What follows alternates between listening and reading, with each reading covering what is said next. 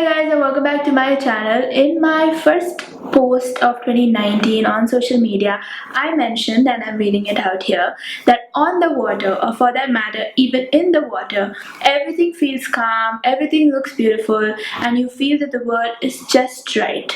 Looking forward to feeling that way every single day of 2019. Wishing the same for all of you. Honestly, looking back, when I think about 2019, I can just say that yes, everything was calm, everything was beautiful, and everything felt just right. And I think that's just because I was learning last year to go with the flow, to let go of control, and to just like be still in the moment. 2019 was not a year of extreme external upheaval.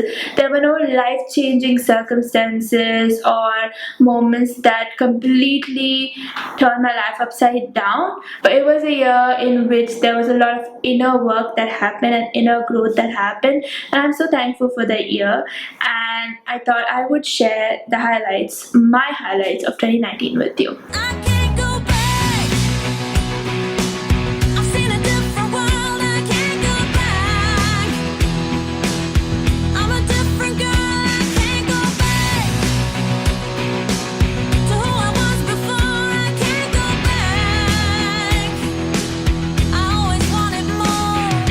The most massive highlight of 2019 for me, something that I will look back on this year and notice that it changed in my life, was the fact that I became much more disciplined and more consistent with my discipline. So this was the year when I decided that I have to build in certain habits into my life, and I wanted to do all it took to make these habits a part of my life, not for just this year but like forever. And this is what I did. 2019 was the year when I started like meal planning, meal prepping, cooking a lot more at home. I also started working out more consistently. I ran almost every day, to the point that even when I went on holiday to Canada and the US, I was running over there, and that's something I have never done before. Like, I've never worked out while traveling, and so I did that. I'm so proud of myself that I did that. I got to run in really beautiful places, and so I'm happy that I was able to do that. I also did my 30-day no video challenge this year, and I think the effects of that lasted a little bit longer as well. I realized how much time I was spending watching videos on Netflix or Amazon Prime or on YouTube, and so I decided that I need to reduce my consumption and increase my creation. I also started waking up earlier this year, so all in all it was a very disciplined year. My second highlight for the year was that I had a lot of speaking assignments, and if you follow me on social media, you'll know that even in 2018 I did have a lot of speaking assignments, and 2019 just took it up a notch. I got a lot of speaking assignments, but the turning point I think in 2019 was the fact that I became more comfortable speaking to a large group of people. I think again it went down to the fact that I kind of let go and leaned in to the process. I enjoyed it a lot more. I didn't fear it as much as I did previously, and I think it's become quite a passion of mine to share what I learn as I learn it with people, whether it's on stage or through YouTube or through other social media. And that is something that kind of changed in 2019.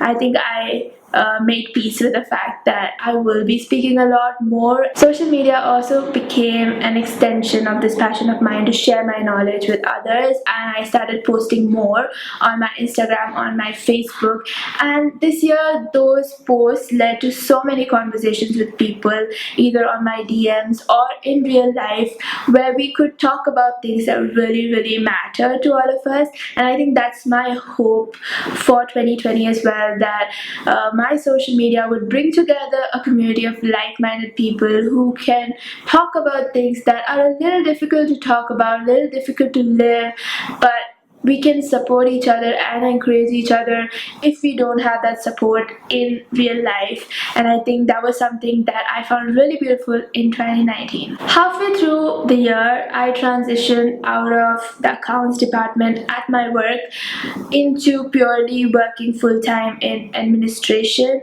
and the media department, and this gave me a lot of time and space to focus on my administrative duties and on my creative projects. And I think that gave me a lot of satisfaction. I think it was time to have that change and switch over, and I was very happy with that. That gave me a lot of space to do things that I always wanted to do but didn't have the time to do because I was juggling too many things. And going into 2020, that's my main focus, obviously, is to give my best in these two areas of my work life. I also continue to be involved in the rural community that we are involved in as a part of the Jethro Trust, which are NGOs that we run as a family to reach out to people in the rural community and who economically need the help.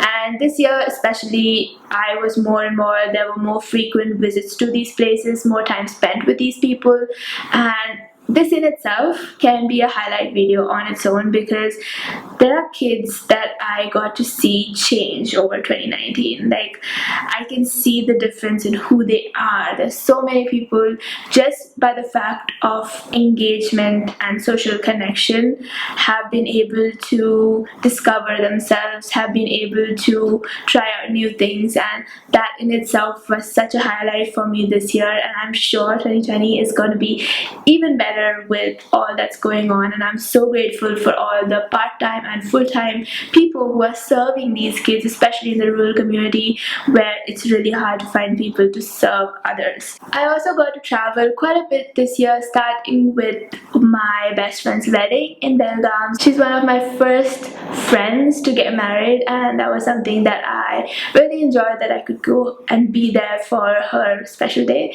And so that was my first trip. The second trip was my birthday trip to Sula Vineyards in Nasik, and before that I could go to Bombay, meet up and catch up with some of my friends there. And then I had a quiet birthday at Sula Vineyards with the parents, and I think this was also around the time when I kind of got that attitude of whatever's gonna happen is gonna happen, and it's something that I've been trying to build in myself for years, and it comes and goes. But I think this year was the year, during my birthday time, my birthday month, June, was when I kind of like said I'm gonna let go and let God and I'm not gonna worry about anything. And that also helped me heal a lot of gut issues that I was having around the same time. And so I realized that there is a mind-gut connection, and there are a lot of books on that, you can read that, but there is a mind-gut connection, and that's what I realized this year. That was one of my highlights because I was able to heal my issues. In the next month after my birthday, I got to go for my cousin's wedding in Canada with my family, and it was a good time to catch up with people, to meet people I have never met before. I'm so happy that I was able to do that.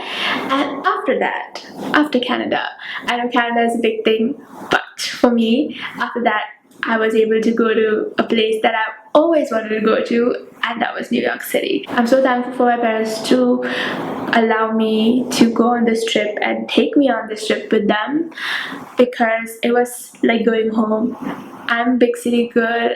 I always knew that New York City would feel like home, especially because of where I grew up, also because of who I am as a person, and I just felt at home in that city. I could just walk those streets all the time. I think that was a highlight for me also because I was able to reconnect with my creative self. I was able to remind myself of who I was, and I have always been someone who has never been like anyone else, and I could remind myself over there that that's okay. My dad also celebrated his 60th birthday this year, and we as a family surprised him by taking him to Kerala for for a quiet birthday after a very hectic work month.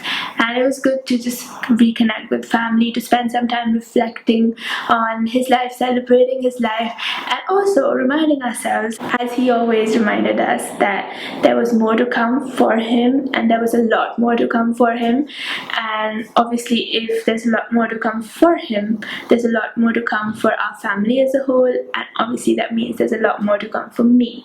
And previously I would have resisted that, but just because this year was a year of kind of letting go and saying, you know, I'm just gonna lean into what life offers me, I was like, yes, this is not something that I have to do. This is something that I get to do. Whatever comes my way, whatever comes my family's way, I get to do it, and I'm so grateful and blessed because of that. And so that was one of my highlights, because I just kind of said, I'm ready. Another highlight for me towards the end of the year was the fact that people in our country of India started speaking up for something that was wrong.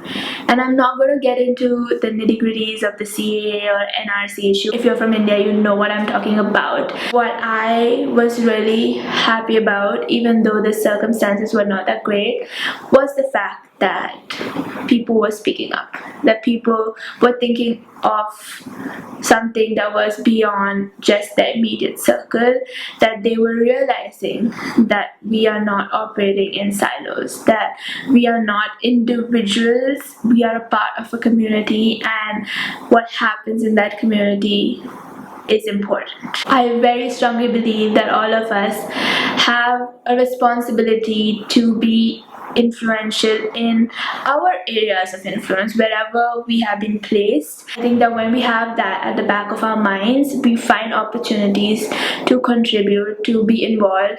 I'm not saying go change the world, but I'm saying wherever we are, we can do something. And I think the best part of 2019 for me was the fact that people were starting to realize that. So 2019 was a year of calm for me on the surface, but a lot of growth was happening inside. I was learning a lot about who I truly am. I became surer of who I am. I became surer of my purpose in life, and I was able to cultivate a lot of things within me to support me in that purpose. So I really thank you for watching this video. I thank you for joining me on this journey of 2019 of my life, and I hope that this video was useful for you to reflect on your own 2019, to think about what 2020 holds for you and what 2020 holds for the person you want to be.